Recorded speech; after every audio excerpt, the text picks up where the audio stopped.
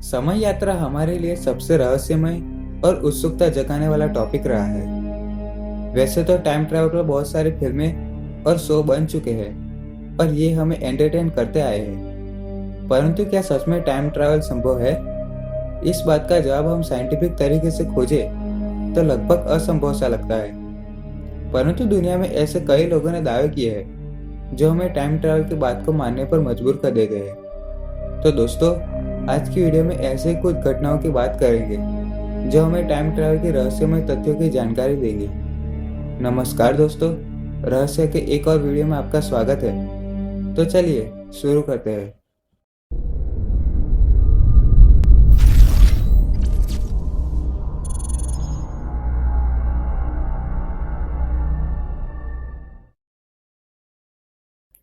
The hipster time travel घटना उस वक्त बहुत पॉपुलर हुई जब 1940 में कनाडा के एक ब्रिटिश कोलंबिया के एक म्यूजियम की एक फोटो इंटरनेट पर वायरल हुई। इस फोटो को देखने पर यह मालूम होता है कि एक लंबा आदमी कि जिसने सनग्लासेस और हाथ में कैमरा पकड़े खड़ा है, जो उस वक्त किसी के पास नहीं थे, और उसका पहनावा भी हमारे समय जैसा है, ना कि उस समय जैसा। और इसी रहस्यमय बातों से ये आदमी टाइम ट्रेवलर हिपस्टर के नाम से प्रचलित रहा। वैसे तो कई लोगों ने कहा कि ये फोटो फोटोशॉप से बनाई गई है, परंतु रिसर्च से मालूम होता है कि इस फोटो में कोई छेड़छाड़ नहीं की गई है।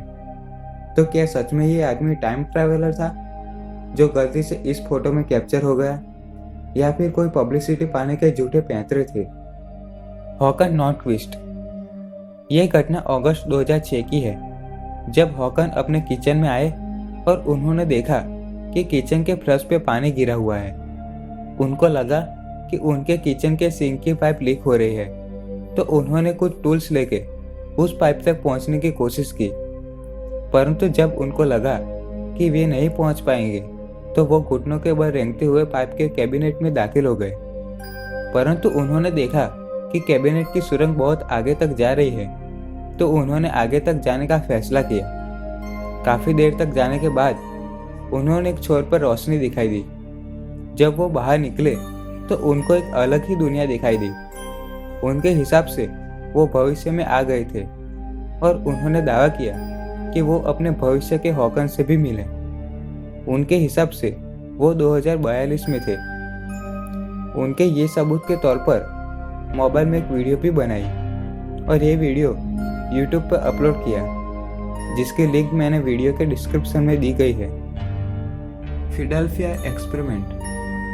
फिलाडेल्फिया एक्सपेरिमेंट सन 1943 में यूएस नेवी द्वारा अपने यूएसएस एल्टरेज जहाज पर किया गया था। इस एक्सपेरिमेंट का उद्देश्य था कि ऐसा जहाज बनाया जाए जो किसी भी रडार या सोनार की पकड़ में ना आए और एक जगह से दूसरी जगह पर पहुंच सके।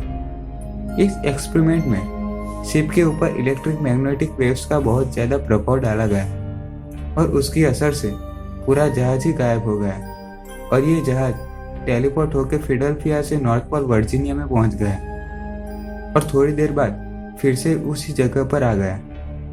परंतु हैरानी की बात यह थी कि फिलाडेल्फिया और वर्जीनिया की दूरी लगभग 400 किलोमीटर की है और ये जहाज जब वापस आया तो ज्यादातर लोग मरे हुए पाए गए और कुछ लोग तो रहस्यमय तरीके से जहाज की धातु के बीच में फंसे हुए पाए गए। ऐसा लग रहा था कि उनको किसी पिघली धातु के बीच डाला गया है और इसी वजह से इस एक्सपेरिमेंट को बंद कर दिया गया। पर यूएस नेवी का हर बार यही कहती है कि ऐसा कोई एक्सपेरिमेंट नहीं हुआ है, परंतु ऐसे कई लोग हैं जिन्होंने दावा किया है कि उन्होंने ये एक्सपेरिमेंट अपनी आंखों से देखा है। Torrent man. ये घटना जुलाई से 1954 की है, जब एक आदमी जापान के टोक्यो एयरपोर्ट पर उतरा। जब उसका पासपोर्ट स्टैम्प के लिए गया तो उस पासपोर्ट के हिसाब से वो टॉरेंट देश का पाया गया। परंतु हैरान करने वाली बात यह है कि दुनिया में टॉरेंट नाम का कोई देश ही नहीं है। पासपोर्ट को देखने पर यह पूरी तरह से ओरिजिनल लग रहा था। अधिकारियों ने पूछताछ के लिए उस आदमी को कस्टडी में ले लिया। पूछे जाने पर उसने अपने आप को टॉरेंट देश का नागरिक बताया, जो फ्रांस और स्पेन के बीच में है। जब उसको नक्शे में अपना देश बताने को कहा तो वह अपना देश नहीं खोज पाया और उसने बताया कि उसका देश एंडोरा के आसपास में है। ऑफिसर को उसके पास से कुछ यूरोपियन करेंसी और टोरेट देश का ड्राइविंग लाइसेंस भी मिला, और यही सारी बातें उसको और रहस्यमय बनाती गई। जब तक ये रहस्य सुलझ न जाए तब तक ऑफिसरों ने उसको एक लोकल होटल में रखा और 2 गार्ड बाहर खड़े कर दिए, जिससे वो बाहर भाग न पाए। पर अगली सुबह जब उन्होंने दरवाजा खोला तो वो आदमी वहां से गायब हो चुका था और बाहर जाने का भी कोई रास्ता भी नहीं था। और उसी दिन से वो आदमी कहाँ गया किसी को पता नहीं है।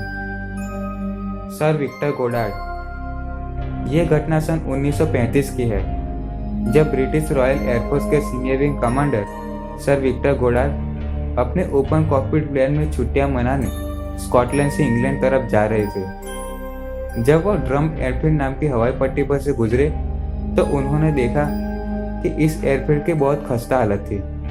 चारों ओर घास फूस से घिरी हुई एक वीरान जगह थी और यहाँ पर कुछ प्राणी घास चर रहे थे। कुछ दिन बाद जब वो अपनी छुट्टियां बिताने के बाद वापस आ रहे थे, तभी रास्ते में एक भयंकर तूफान आया और वो अपने प्लेन से संतुलन खो बैठे। जब तूफान थम गया तो उन्होंने अपने आप को उस ड्रम एयरफील्ड के ऊपर पाया, परंतु जब उन्होंने उस जगह को देखा तो वो आश्चर्य में पड़ गए। कुछ दिन पहले जो जगह एक वीरान जगह थी, वहाँ सब कुछ नया लग रहा था। रनवे को नया कर दिया गया था और वहाँ 4 पीले रंग के प्लेन खड़े थे, और उन प्लेनों में एक प्लेन मोनोप्लेन था जो उस वक्त रॉयल एयरफोर्स के पास नहीं था, और वहाँ कुछ नीले रंग के कपड़े पहने हुए ऑफिसर खड़े हुए थे। पर हैरान करने वाली बात यह थी कि उस वक्त ऑफिसर के कपड़े भूरे हुआ करते थे। उन्होंने प्लेन वहाँ लैंड नहीं किया क्योंकि उनको ये जगह रहस्यमय लगी। वापस आके लोगों को ये बात बताई तो किसी ने विश्वास नहीं किया, परंतु हैरानी की बात तब हुई जब 4 साल बाद उनकी कही हुई सारी बातें सच होने लगी। ड्रम एयरफील्ड को नया कर दिया गया और वहाँ पीले रंग में प्लेन को रंगा गया और ऑफिसर की वर्दी भी नीले रंग की कर दी गई। अब क्या ये सच में संयोग था या फिर विक्टर टाइम ट्रैवल किया था? तो दोस्तों, अगर आपको मेरी वीडियो पसंद आई तो लाइक और सब्सक्राइब कीजिए, क्योंकि ऐसी ही रहस्यमय जानकारियाँ मैं आपके लिए लाता रहता हूँ। तो मिलते हैं अगले रहस्यमय वीडियो में, तब तक के लिए धन्यवाद।